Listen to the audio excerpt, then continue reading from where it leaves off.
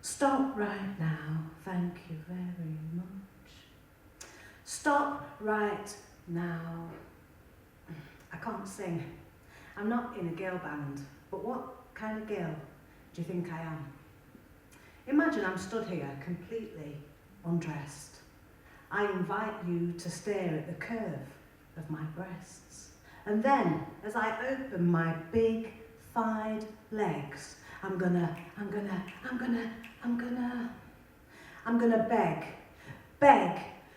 beg you to stop before you go any further. Just like the girls who've been victims of murder, torture, abuse, rape, or any situation she couldn't escape.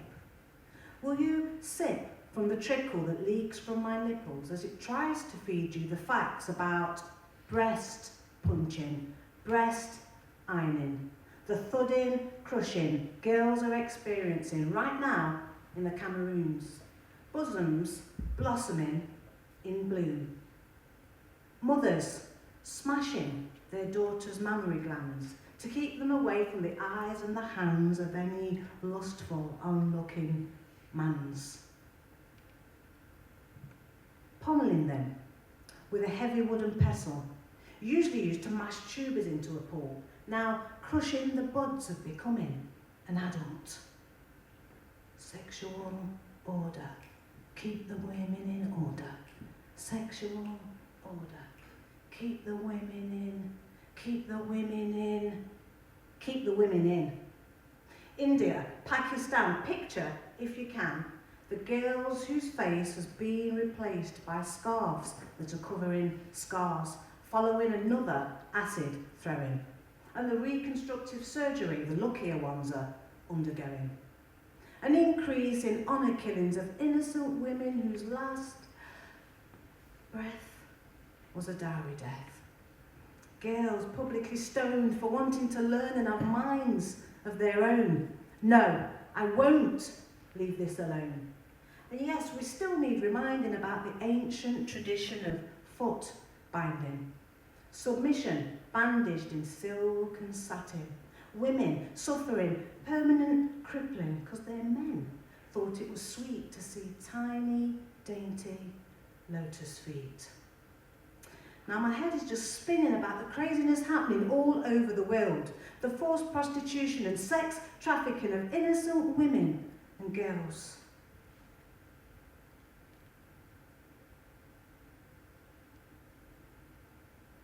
Forget famine. Africa. It isn't a country, it's a continent. I want you to imagine the stench of stale blood. No. I need you to know the stench of stale blood, of females deprived of their femalehood. God save the poor girls that suffer at the hands of the local village butcher who comes with his knife and his scissors and his razor to cut off their labia minor and major. Then even more ridiculous, he slices off her clitoris. If she doesn't bleed to death, the wounds that are left will haunt her for the rest of her life. And as a newlywed, on her wedding night, her husband will reopen her up with a knife. What, you can't handle this? You think I'm taking the piss? She only wishes she could, but it stings like hell and she's covered in blood. If you want to be my lover, if you want to be my lover, if you want to be my lover. Before we go any further, I need you to know I would commit murder in order to save the lives of tiny girl babes, raped by men that believe it cures AIDS. Like, oh my days, this world is going backwards, but me and these words are trying to push facts forwards. I won't stand here naked in front of you so teenage girls think it's the right thing to do.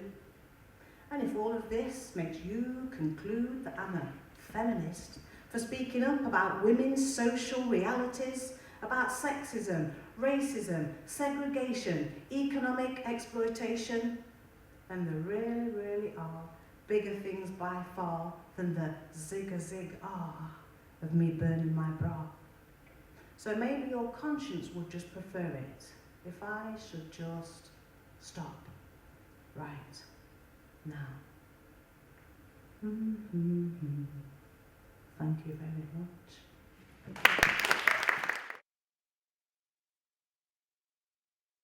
I'm known as Michelle Hubbard, and I'm a poet, storyteller and African drummer. I've been running a spoken word event. I'm the founder of an event called Blackdrop that's been running for it's in its 11th year actually. We run from Nottingham, and there's Word in Leicester. There's been lots of different things, and there's been events, open mic nights in Derby, there's Speech Bubble in Loughborough, Find the Right Word in Leicester. So there's lots of different things actually. So I think it's really good, and it's nice that, you know, a lot of us sort of know each other. You get used to seeing each other at different events and open mics, and we tend to feature at similar things. So yeah, I think it's quite alive and kicking. The underdog and the oppressed, people that aren't given a voice, and people that are overlooked or spoken for or spoken to, and yeah, sort of trying to do away with stereotypes, challenge stereotypes and break down barriers. They're the kind of things that make me tick. And identity, I like writing a lot about identity. I was adopted and traced my family, and being mixed race, half Jamaican, half Irish, and tracing my family, it's something that, you know, it's sort of a novel in itself. It could just be like forever. So we're writing about that type of thing and doing poetry to get people to feel comfortable with who they are and valuing their experience, because every one of us is a story, and all of our experiences are valuable and valid, and we should tell them.